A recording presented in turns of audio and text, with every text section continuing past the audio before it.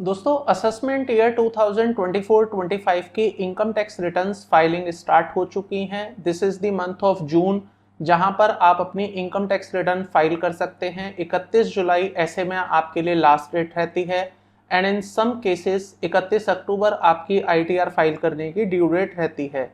लेकिन ITR file करने से पहले कुछ चीज़ें ऐसी हैं जो आपको जाननी ज़रूरी हैं ताकि आप अपनी इनकम टैक्स रिटर्न में किसी प्रकार की कोई गलती ना करें, या अगर आप पहली बार अपनी इनकम टैक्स रिटर्न फाइल करने जा रहे हैं या आप प्लान कर रहे हैं तो आपको इन बातों का खास ध्यान रखना है जो आज के इस वीडियो में मैं आप लोगों के साथ डिस्कस करने जा रहा हूं। दोस्तों आज के इस वीडियो में मैं आपके साथ टोटल ऐसे 10 पॉइंट्स शेयर करूंगा जो आईटीआर फाइल करने से पहले आपको पता होने चाहिए। वीडियो को आप पूरा देखिएगा, वीडियो को बिल्कुल भी स्किप मत करिएगा ताकि आपको भी हर एक पॉइंट का एस्पेक्ट क्लियर हो सके और आपकी इनकम टैक्स रिटर्न में आपसे किसी प्रकार की कोई गलती ना हो।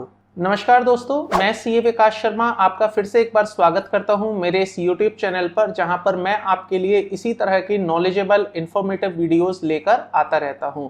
आइए आज का वीडियो करते हैं स्टार्ट। समझते हैं उन 10 बातों को जो आईटीआर फाइल करने से पहले आपके लिए जानना जरूरी है। दोस्तों आईटीआर फाइल करने से पहले आपके लिए ये जानना जरूरी है कि क्या आप आईटीआर फाइल करने के लिए लायबल हैं भी या नहीं।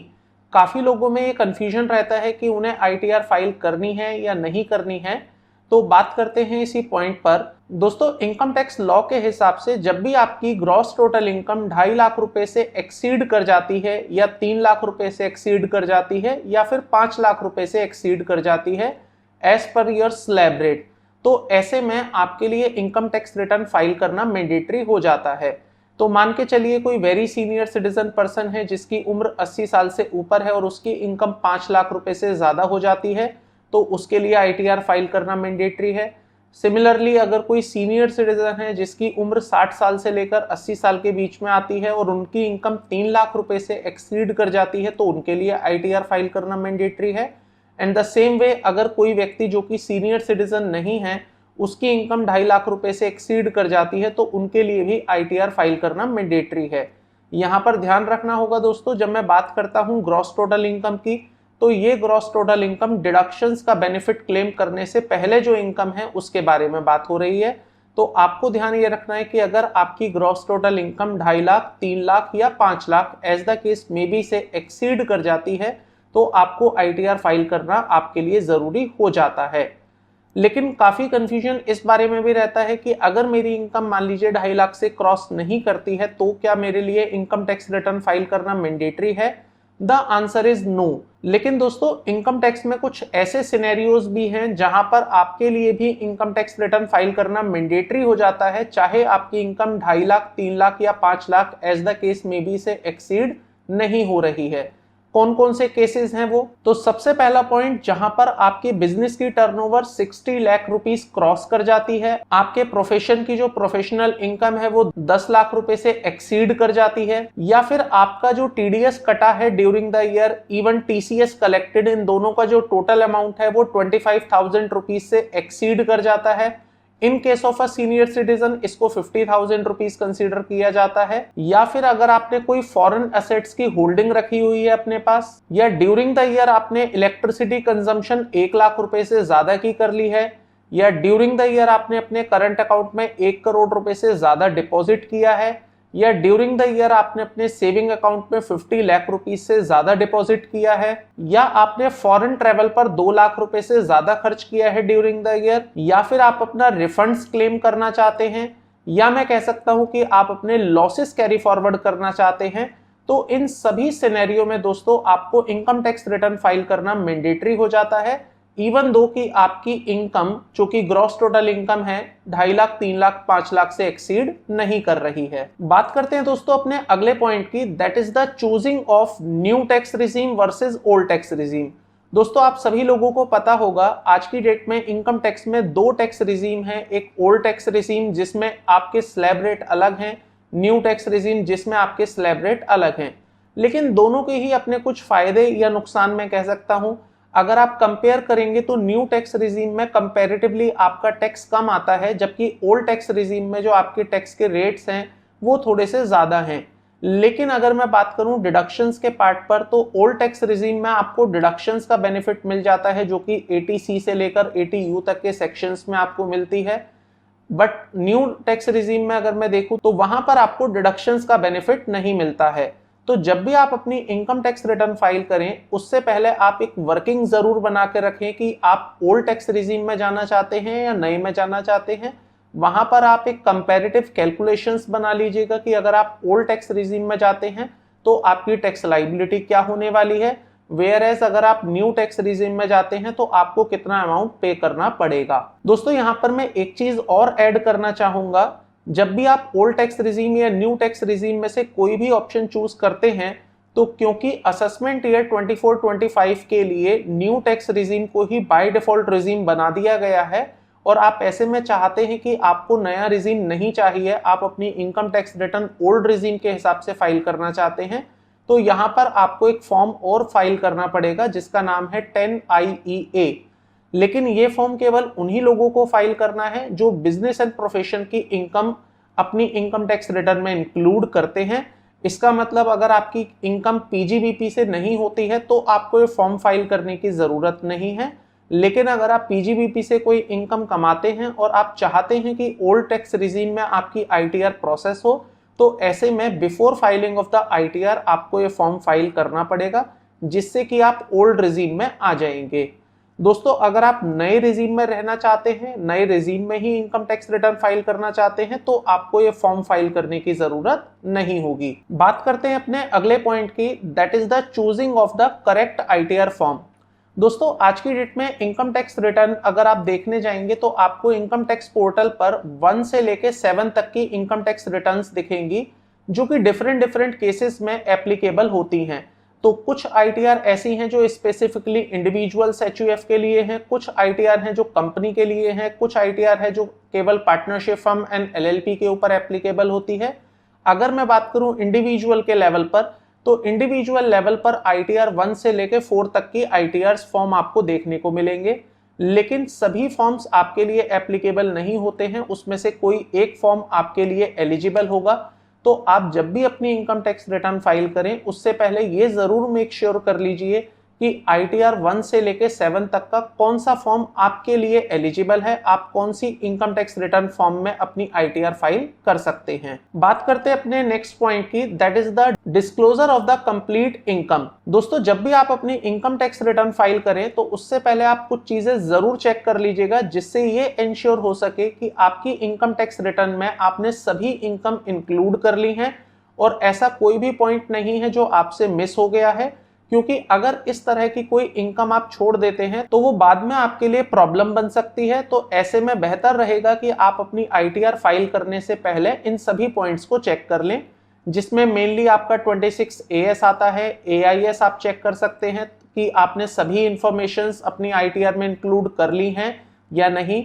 बैंक स्टेटमेंट आप जरूर चेक करिए कि ऐसी कोई एंट्री तो आपके बैंक में नहीं आ रही है which is not reflected in 26AS even in AIS, but वो आपकी इनकम का पार्ट बन सकती है। एंड साथ ही साथ आप ये भी जरूर चेक करिए कि क्या ऐसी कोई इनकम है जो आपको कैश में रिसीव हो गई है, क्योंकि दोस्तों जब भी आपको कोई इनकम कैश में रिसीव होती है तो ना ही वो आपके बैंक स्टेटमेंट में दिखती है, ना ही वो आपको 26AS और AIS में दिखाई देती है, but still that might be your income.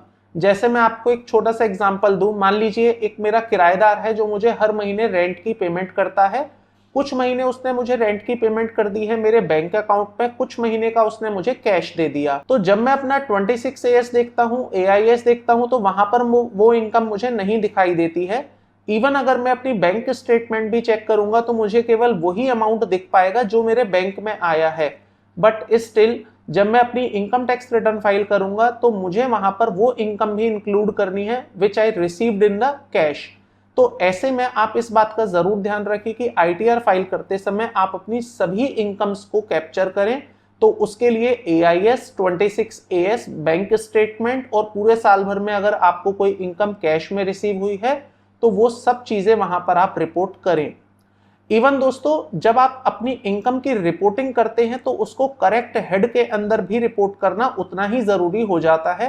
तो आपकी जो इनकम आती है वो 5 हेड्स में ही क्लासिफाई हो सकती है, या तो वो इनकम अंडर हेड सैलरी में जाएगी, या हाउस प्रॉपर्टी, पीजीवीपी, कैपिटल गेन, या अदर सोर्सेज। तो आप अपनी इनकम्स को प्रॉपरली क्लासिफाई करें और उनको रिस्पेक्टिव हेड्स के अंदर ही रिपोर्ट करें। यहां पर मैं एक चीज और ऐड ऑन करना चाहूंगा इस पॉइंट में। सम टाइम लोग अपनी एग्जेम्प्ट इनकम को रिपोर्ट नहीं करते हैं, ये सोचते हुए कि जिन इनकम के ऊपर इनकम टैक्स लगना ही नहीं है तो उन इनकम को आईटीआर में रिपोर्ट क्या करना है।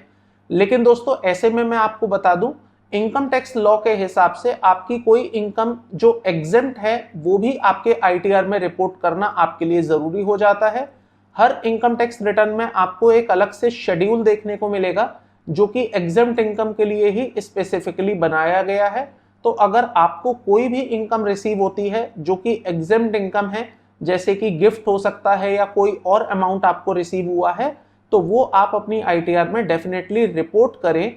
इससे फायदा ये होगा कि इन फ्यूचर डिपार्टमेंट अगर कभी क्वेश्चनिंग करता है कि ये अमाउंट आपके पास कहां से आया, तो एटलीस्ट आप दिखा सकते हैं कि ये मेरी एग्जेम्प्ट इनकम है जो ऑलरेडी मैंने अपनी इनकम टैक्स रिटर्न में रिपोर्ट कर रखी है। बात करते हैं अपने अगले पॉइंट की, that is the claiming of exemptions और डिडक्शंस। दोस्तों कौन नहीं चाहता अपनी इनकम टैक्स लाइबिलिटी को बचाना। हर किसी का पर्पस होता है कि किसी भी तरह से उनकी इनकम टैक्स लाइबिलिटी कम हो जाए, और वो भी लीगल तरीके से। तो दोस्तों इनकम टैक्स में डिडक्शंस और एग्जेम्पशंस आर पार्ट, जहां पर आप अपनी इनकम टैक्स लाइबिलिटी को रिड्यूस कर सकते हैं। आपको बहुत सारे बेनिफिट्स मिलते हैं, लाइक सेक्शन 80C से लेकर 80U तक की बहुत सारी डिडक्शंस हैं, जहां पर आप कुछ इन्वेस्टमेंट्स करके, सेविंग्स करके उनका फायदा उठा सकते हैं और अपनी टैक्स लाइबिलिटी को कम कर सकते हैं। तो जब भी आप अपनी इनकम टैक्स रिटर्न्स फाइल करें, वहां पर आप अपने डिडक्शंस और एग्जेम्पशंस को क्लेम करना ना भूलें, क्योंकि यही वो चीज है जिससे आपकी इनकम टैक्स लाइबिलिटी कम हो सकती है। बात करते हैं दोस्तों अपने अगले पॉइंट की, that is the filing of relevant forms. दोस्तों इनकम टैक्स रिटर्न फाइल करने के साथ साथ कभी कभी हमें इनकम टैक्स फॉर्म्स भी फाइल करने पड़ जाते हैं, बिकॉज इनकम टैक्स में कुछ ऐसे सेक्शंस हैं जिन सेक्शंस में अगर आप कोई बेनिफिट क्लेम करना चाहते हैं, उसके रिलेशन में आपको कुछ फॉर्म्स भी फाइल करने होते हैं। जैसे मैं एग्जांपल के लिए बोलूं, अगर आप 80GG में रेंट पेड की डिडक्शंस क्लेम करते हैं तो उसके लिए आपको एक फॉर्म फाइल करना होता है 10BA। सिमिलरली अगर आपको एरियर्स ऑफ सैलरी रिसीव हुई है जिसका कि आप रिलीफ क्लेम करना चाहते हैं अंडर सेक्शन 89 सबसेक्शन 1, तो उसके कॉरस्पॉन्डिंगली आपको एक फॉर्म फाइल करना होता है जिसका नाम है 10E। अब दोस्तों अगर आप ये फॉर्म फाइल नहीं करते हैं तो उसका कॉन्सिक्वेंस ये होता है कि जो डिडक्शंस या जो एग्जेम्पशंस आप हमसे मांग रहे हैं या जो रिलीफ आप हमसे क्लेम कर रहे हैं वो आपके डिसअलाउ ना हो जाए, उसका प्रॉपर आपको बेनिफिट मिल जाए, तो उसके लिए भी आपको ये फॉर्म फाइल करना मैंडेटरी हो जाता है। काफ़ी लोग अक्सर यही गलती करते हैं कि वो अपनी इनकम टैक्स रिटर्न्स में डिडक्शंस क्लेम कर लेते हैं या रिलीफ क्लेम कर लेते हैं, लेकिन उसके कॉरस्पॉन्डिंग जो फॉर्म्स की फाइलिंग है उसको करना भूल जाते हैं या उसको बाद में फाइल करते हैं। देन उसकी वजह से बाद में उनको काफ़ी सारे चैलेंजेस फेस करने पड़ते हैं। तो आपको इस प्रकार की कोई समस्या ना आए, उसके लिए आप इस बात को खास ध्यान रखिएगा। बात करते हैं दोस्तों अपने अगले पॉइंट की, that is the filing of income tax return on time. दोस्तों इनकम टैक्स रिटर्न फाइल करने के लिए आपको ड्यू डेट्स मिलती हैं जो कि जनरली 31 जुलाई या 31 अक्टूबर रहती है। तो जिन लोगों का ऑडिट का केस है वो 31 अक्टूबर में अपनी रिटर्न फाइल करते हैं, या जिन लोगों का ऑडिट का केस नहीं है वो 31 जुलाई तक अपनी इनकम टैक्स रिटर्न फाइल करते हैं। हालांकि अगर आप अपनी ड्यू डेट के अंदर रिटर्न नहीं फाइल कर पाते हैं तो भी आपके पास एक मौका है 31 दिसंबर तक अपनी आईटीआर फाइल करने का। लेकिन उस केस में डेफिनेटली आपको लेट पेमेंट भी, लेट फीस की पेमेंट करनी पड़ती है, जो कि अगेन आपके लिए एक एडिशनल लाइबिलिटी ही है। तो ऐसे में अगर आप अपनी income tax return within due date file कर देते हैं तो आप वहां पर अपनी अमाउंट को सेव कर सकते हैं। केवल अमाउंट सेव करना ही पर्पस नहीं है दोस्तों, इसके अलावा कुछ और भी बेनिफिट्स हैं जो आपको अपनी ITR within due date file करने पर मिलते हैं। जैसे कि आप अपने लॉसेस को कैरी फॉरवर्ड कर सकते हैं अगर आपने अपनी आईटीआर को ड्यू डेट के अंदर फाइल कर रखा होगा, और आप इंटरेस्ट भी बचा सकते हैं जो कि अदरवाइज अगर आप अपनी आईटीआर बाद में फाइल करते हैं और आपका कोई सेल्फ असेसमेंट टैक्स का पेमेंट बाद में किया जाता है तो वहां पर आपको सेक्शन 234A में जो इंटरेस्ट लगता है वो भी आप यहाँ पर सेव कर सकते हैं। इतना ही नहीं दोस्तों, यहाँ इस साल असेसमेंट ईयर 24-25 के लिए ड्यू डेट इसलिए भी इंपॉर्टेंट हो जाती है कि मान लीजिए आप ओल्ड रिजीम में अपनी इनकम टैक्स रिटर्न फाइल करना चाहते हैं, क्योंकि इस साल से new regime by default regime है और आप ओल्ड रिजीम में अगर आना चाहते हैं तो 31 जुलाई तक आपको अपनी इनकम टैक्स रिटर्न फाइल करना ज़रूरी है, क्योंकि जितने भी लोग यहाँ पर ओल्ड रिजीम ऑप्ट करना चाहते हैं उन लोगों को ड्यू डेट दी गई है 31 जुलाई। इसका मतलब ये होता है कि अगर 31 जुलाई के बाद मींस आप बिलेटेड रिटर्न फाइल करते हैं तो ऐसे में आपको न्यू रिजीम में ही जाना पड़ेगा। सो अगर आप चाहते हैं कि ओल्ड रिजीम में आप अपनी ITR फाइल करें तो उसके लिए you will have to make sure कि 31 जुलाई से पहले आप अपनी रिटर्न फाइल कर दें। बात करते हैं दोस्तों अपने नेक्स्ट पॉइंट की, that is the claim of TDS। दोस्तों TDS कुछ नहीं है, TDS बेसिकली आपका ही पैसा है जो कि एक एडवांस टैक्स की तरह से आपकी पॉकेट से निकाल लिया गया है और गवर्नमेंट के पास डिपॉजिट करा दिया गया है। तो जब भी आप अपनी इनकम टैक्स रिटर्न फाइल करें, मेक श्योर कि वहां पर आप अपने प्रॉपर TDS को क्लेम करें। आप चेक करें कि किस किस पार्टी ने आपका TDS काटा है, किस बैंक ने आपका TDS काटा है, क्या वो आपके 26AS में रिफ्लेक्ट हो रहा है या नहीं। अगर हो रहा है then well and good, claim it. अगर वो वहां पर क्लेम नहीं हो रहा है तो आप उन पार्टियों के साथ या बैंक्स के साथ फॉलो अप कर सकते हैं और प्रॉपरली वहां पर टाइम रहते हुए उसको रिफ्लेक्ट करवा सकते हैं, सो दैट आप उसे अपनी इनकम टैक्स रिटर्न में इजीली क्लेम कर पाएं। तो इस बात का भी आपको खास ध्यान रखना है कि TDS आपके पूरी तरह से आपकी रिटर्न में क्लेम हो जाने चाहिए। बात करते हैं दोस्तों अपने अगले पॉइंट की, that is the full payment of the taxes before filing of income tax return. दोस्तों वैसे तो आज की डेट में इनकम टैक्स रिटर्न फाइल करते समय आपको दो ऑप्शंस मिलते हैं, या तो आप अपनी टैक्स की पेमेंट ITR फाइल करने से पहले कर दीजिए या आप पे लेटर वाले ऑप्शन पर भी जा सकते हैं। मैं आपको हमेशा रिकमेंड करूंगा कि आप अपने टैक्सेस की पेमेंट ITR फाइल करने से पहले ही कर दें, अदरवाइज आपको इंटरेस्ट की कॉस्ट बियर करनी पड़ सकती है। तो जितने भी लोग यहाँ पर पे लेटर वाले ऑप्शंस पर जाते हैं, अल्टीमेटली उनको एक वहां पर इंटीमेशन रिसीव होती है जिसमें एक डिमांड क्रिएट होती है और उस डिमांड को अगर वो टाइमली पे नहीं कर पाते हैं तो ऐसे में उन्हें इंटरेस्ट की कॉस्ट भी बियर करनी पड़ती है।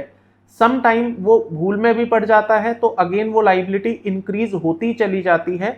ऐसे में it would be advisable for you कि आप जब भी अपनी इनकम टैक्स रिटर्न फाइल करें तो उस फाइलिंग से पहले आप अपने जितने भी ड्यूज हैं वो सब क्लियर कर दें, पे कर दें, देन उसके बाद ही आप अपनी इनकम टैक्स रिटर्न को फाइल करें। बात करते हैं दोस्तों अपने लास्ट पॉइंट की, that is the verify of the ITR। दोस्तों पूरे वीडियो में जो सबसे इंपॉर्टेंट पॉइंट है वो ये वाला है, वेरिफिकेशन ऑफ द ITR। क्योंकि मैंने नोटिस किया है काफी लोग अपनी इनकम टैक्स रिटर्न सबमिट कर देते हैं, इट मींस वो डेटा अपलोड कर देते हैं लेकिन अपनी रिटर्न को वेरीफाई नहीं करते हैं। वेरीफाई लेटर वाले ऑप्शंस पर जाकर क्लिक करके निश्चिंत होकर बैठ जाते हैं, जबकि ऐसा नहीं है दोस्तों। अगर आपने वेरीफाई लेटर वाले ऑप्शन को चूज किया है तो विद इन 30 डेज आपको अपनी इनकम टैक्स रिटर्न को वेरीफाई करना होता है, जो कि अक्सर कर मैंने नोटिस किया है कि लोग भूल जाते हैं अपनी रिटर्न वेरीफाई करना। तो ऐसे में आप कोशिश ये करें कि जब भी आप अपनी इनकम टैक्स रिटर्न फाइल करें आप उसी समय पर उसको वेरीफाई कर दें।